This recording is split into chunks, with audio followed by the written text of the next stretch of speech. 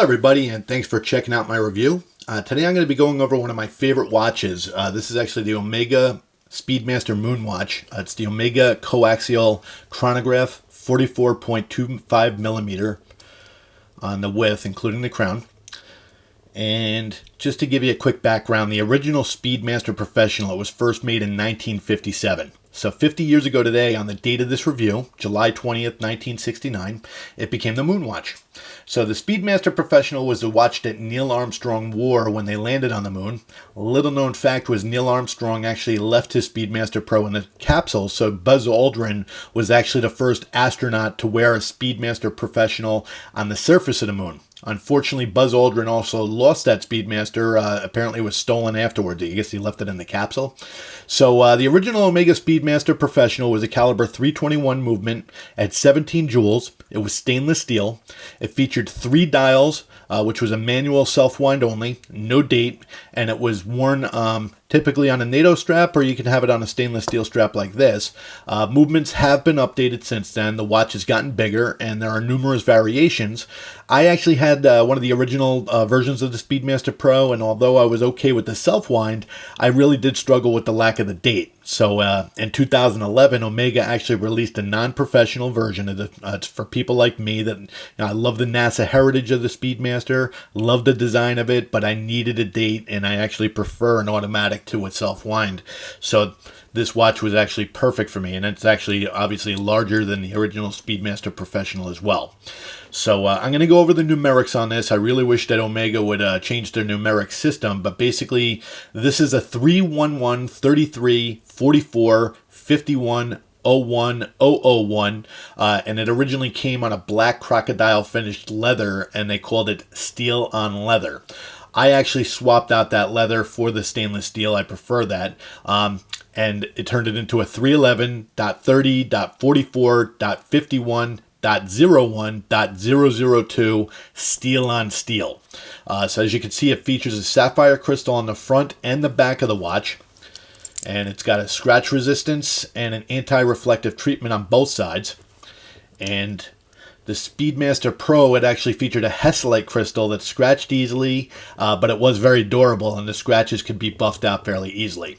Sapphire on this watch is thick. It's nice and domed on the front and flat on the back. So you can see it's easier on the wrist and on the front. It's got a good dome, so it catches the light really nicely, especially when you're outside. The crystal is very clear.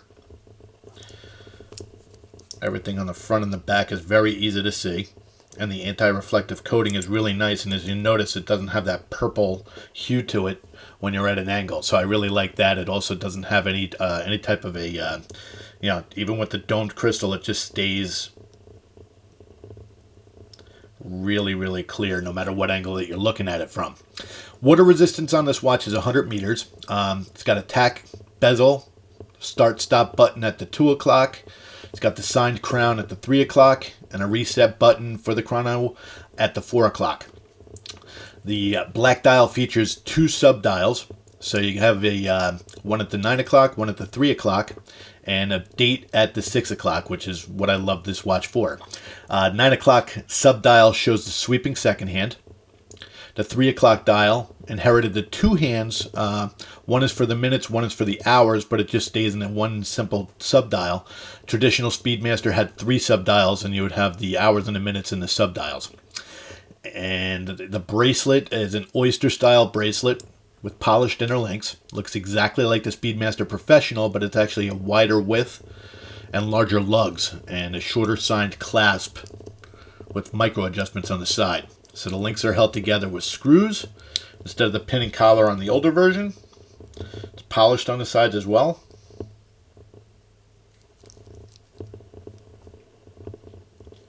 And I actually prefer it with the shorter clasp. And for some reason, it's easier to size for my wrist. I have a 7.5-inch wrist. It sizes much easier on my wrist than the Omega Speedmaster Professional for some odd reason. So the movement is Omega's in-house Coaxial 9300 movement with 60-hour power reserve. It's a self-winding 12-hour chronograph movement, coaxial escapement. And as you notice, I've been running the chronograph on so you can kind of see the difference between the 2 hands on the sub-dial. So you press the stop, reset it, clicks back right up to that 12 o'clock every single time. And the movement is real easy. I mean, basically it's got 3 clicks, or 2 clicks rather, to the crown. So on normal position, you're able to wind it. It does not have a screw down crown. You pull out 1 click, and that allows you to set the time zone, so and the date as well. So what happens is you'll see that you can either move it backwards or forwards, and it just moves in 1 hour increments. So when you go past the 12 o'clock, you'll see the date change. And the nice thing about it is you can go back, and the date will change back as well. And then the second click, you can change the time. So it's got a hacking movement, so you'll notice that it stops there. And you can set the time. This watch is the most accurate automatic movement that I've ever had. I lose maybe less than half a second per day. I don't have to watch, I don't have to worry about setting the time on this more than once a month, if that. So it's a very comfortable watch. I really like the bracelet on this. I have a 7.5-inch wrist. And as you can see, it's a 44.25 millimeter width in this watch, like I mentioned earlier, and it does not feel that way. It sits very comfortably, and I think it's the way the lugs are curved down. So it wears very easily. I've seen people with smaller wrists wear this.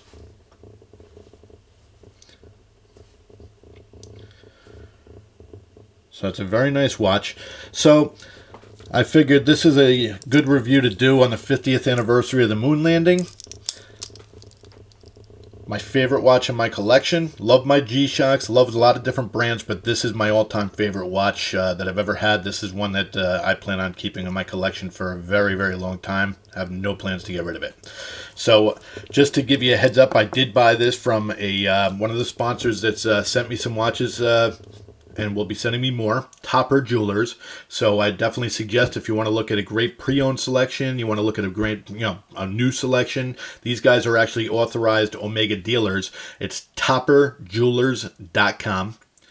I would also appreciate if you could press the subscribe button, and if you see a little bell on the bottom, you could press the bell, and that'll send you notifications every time I put a new review up. I also announce my new reviews on Twitter, so you can follow me on Twitter at DougFNJ. And as always, I've been doing this for a long time. I really appreciate the continued support. You guys are awesome. And if you have any questions, you have any comments, feel free to pop them in the comments section. And you have a great day.